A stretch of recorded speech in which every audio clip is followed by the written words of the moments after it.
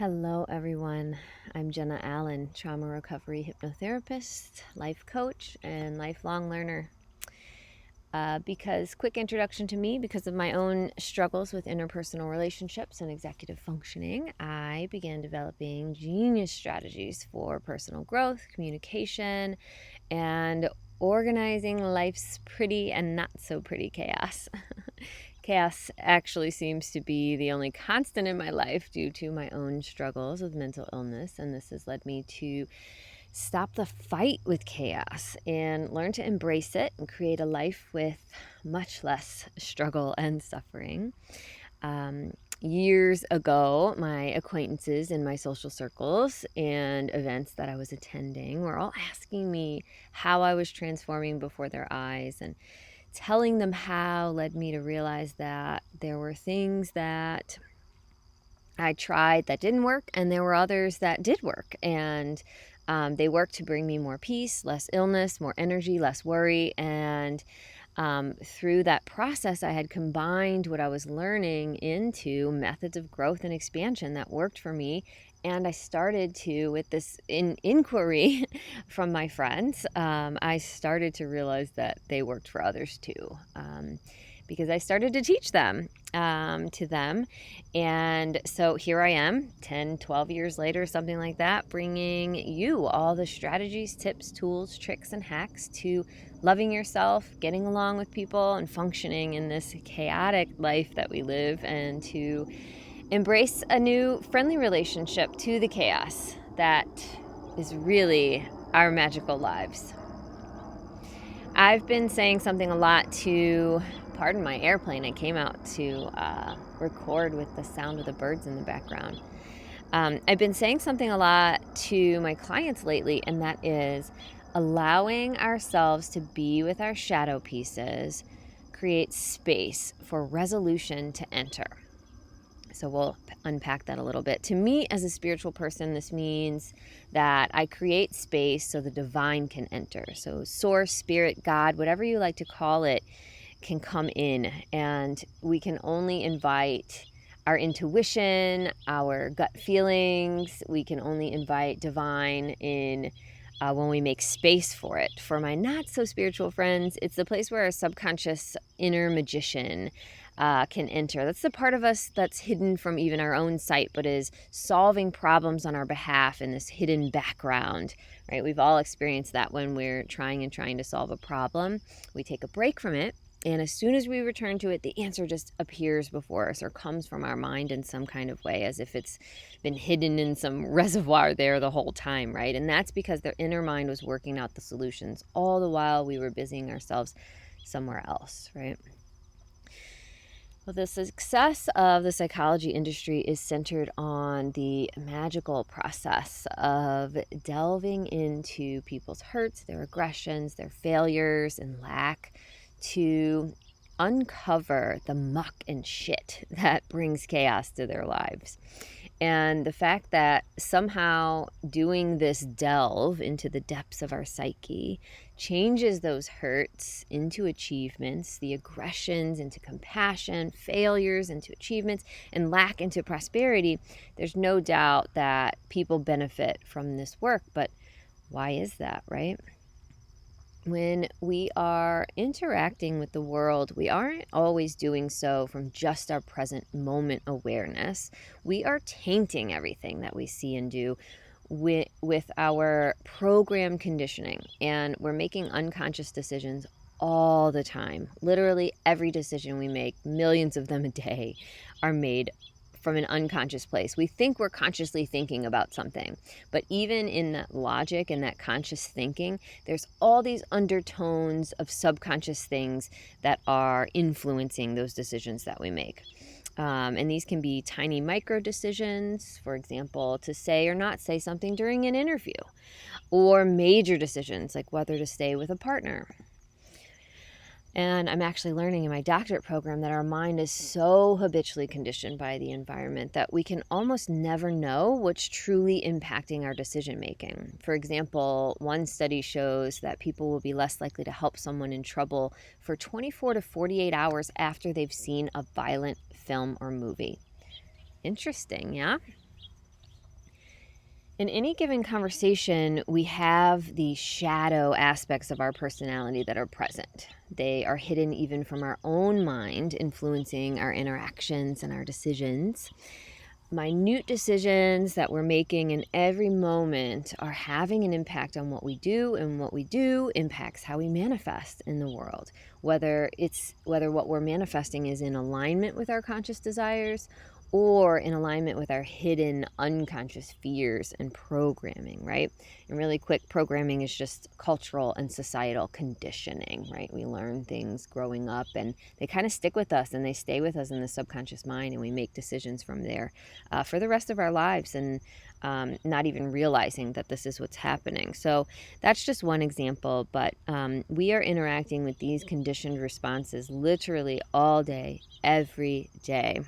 It's kind of like walking around in a dream, guided by these subconscious impulses and making decisions that really ultimately only half stimulate or partly satisfy us, right? And bring us to a partly satisfactory life. And so we have a choice in these moments to deal with the actual content of the programming that's going on, right? Using psychoanalysis, other life coaching tools to find the hidden belief systems that are impacting why we've manifested pain, sabotage, lack, illness, loneliness, whatever it is, right? And that's what my next free class is about, by the way, beginning Monday, August 24th. This is recorded in 2020, by the way. Or we can deal with our relationship to all thoughts and learn to view the habits of the mind without the intention of changing them, but getting to know them and being familiar with when they're present, identifying their presence in the moment, which is difficult to start, but mindfulness makes it easy, by the way.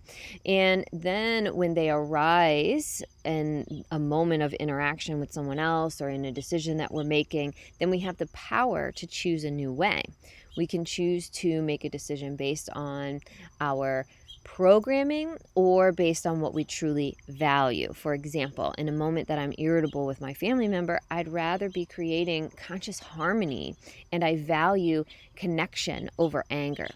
And when I'm mindfully aware of my untrue narratives or stories, let's say my partner and child are wrong or bad or whoever it is I'm interacting with, right? Then I will be able to choose what I value over being upset with them, or choose the self-care I need, right, to feel better without expecting others to change, so that I don't get upset, or rather than spewing my rage at anyone and jeopardizing my relationship with them, right? When we make the choice between a fear-based pattern of thinking or way of living and a conscious way of living and behaving, then we're making the choice between shadow and light, right? I can be standing in my child's shadow, entitled and expecting others to do my bidding, or I can stand in my truly sovereign self and I can fully believe in my ability to get things done, taken care of, or fully completed, and with confidence, right? I like to think of the shadow aspect of self on a continuum, with the shadow at one side and light at the other, and we all fall somewhere in between. And genuinely, we can never be fully sure that we're not making a decision based in shadow, because the ego is a cunning manipulator. It controls what info is communicated between the unconscious, where that shadow or inner child lives, and the conscious mind, where the wise mind lives. So we can think that we're doing something for all the right reasons and logically even convince ourselves that we are, when really there's a fear-based reason for our decision. And fear-based decisions never go well. They always end in a result that we do not desire, always. And I think that's part of the magic of the universe. That's how we know. We can look back and we can say, oh, I remember how I felt when I was making that choice. And I was in my shadow then. Okay, so now I can see the result and choose differently next time, right? So I'd say it's in our best interest to learn how to tell the difference more often between the shadow and light aspects of ourselves. We want to be able to access our inner wisdom, the part of ourselves that knows the perfect right step intuitively, the perfect right next step intuitively, and the part of ourselves that's tapped in, turned on, and tuned in to Wise Mind FM, right? I'm currently teaching my clients a really amazing practice of sitting in meditation and focusing on a problem or issue, and specifically being with their own shadow that comes up around it and all the avenues.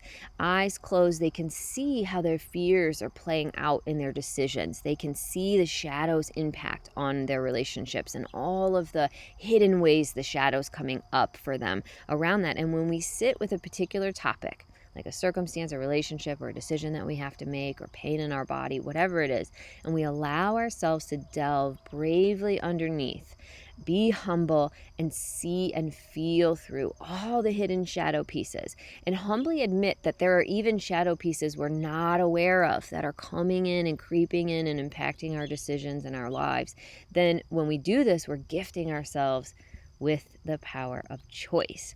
And literal magic happens, y'all. It's so exciting. Answers come. Solutions present themselves. Completely unexpected shifts and movement literally happen within hours or days, sometimes even minutes, right? I'm not sure yet what the scientific explanation for it all is, but all I can say is that this level of vulnerability, of really sitting with ourselves vulnerably and our woundedness and our shadow, and admitting humbly what shadow pieces are impacting that, right, is like opening a divine portal of intuition, of guidance, and of support. I was literally, y'all, dancing in my seat on the phone with a client a few days ago when this happened for her. She was worried about an upcoming decision, and after doing this exercise, she received an answer right away. And neither one of us was expecting that, but she's like, oh, you know what? I'm not even worried about that anymore. I know exactly what to do, right? She had spent days fretting over this thing. It was even impacting her sleep, right? And so then, boom, just a few minutes of doing this exercise, and she suddenly knew of an alternative solution that she hadn't thought of before. It just presented itself to her in her mind. This happens to me all the time, y'all, and my clients too. It's so amazing. It really is. And what I think is happening here is that we're no longer tying up, or maybe possibly, and we're no longer tying up all of our mental energy in resisting what we don't want and trying to ruminate a resolution into existence. And as I'll teach you a lot about in Monday's classes, we are always fighting against things in our mind without even realizing it. Like when we want all green lights and we're late for work and we don't want any red lights, right? Little moments like that. When we stop this resistance this constant, by the way, resistance that we have, we open ourselves to solutions that are literally beyond our awareness and outcomes beyond our wildest dreams. It's really true. Okay, so what we're seeing here is that when we are with our shadow pieces, when we're not resisting them or running from them or just being plain unconscious of them, like we are millions of times a day making our decisions, when we sit and we observe, we learn to play and work with this aspect of ourselves and not run from it or medicate it. Yes, it can feel like anxiety or depression or mental illness when the shadow is knocking at the door of our attention. Then we can find the light. We can step out of the shadow and into shadow mastery, learning to find a flow and a dance between the world of light and the world of shadow, and reside in both worlds. Because really, if you think about the world, we live in half light, half dark, right? There's half night, half day. If you average the amount of hours over the span of a year, it comes to exactly 50% that we're spending in light and in darkness, right? And so we want to honor our darkness and even be able to start to laugh it off with people and be like, oh, my ego's telling silly stories again. There it goes, right? In my relationships with my girlfriends, we have lots of conscious conversations like this, and it's really actually relieving, and it takes so much pressure off to be able to just be in our shadow pieces and know that and talk about them and see that and laugh them off. Rather than have them actually pushing people away and tainting our relationships. Very interesting, right? In our personal power of creation classes on Mondays, we are going to do the conscious, awake, non-meditative kind of delving work that I mentioned here, where we learn how to consciously look at our shadow pieces. We're going to use a series of questions and what can be used as journal prompts or just thinking points, and teasing out what our truth is, as well as uprooting and reprogramming our old unconscious beliefs that are keeping us stuck. Mindfulness and meditation classes will be starting up again 3 weeks after the start of this class. And if you come to the class, you'll find out that shadow work can actually be fun, and it's oh so rewarding, y'all. I promise you. So I hope that you'll come and play in the shadow and light with us, and I'm looking forward to seeing you and meeting your new faces. Thanks again. This is Jenna Allen, bringing you the tips, tricks, and tools to manifest your best life now.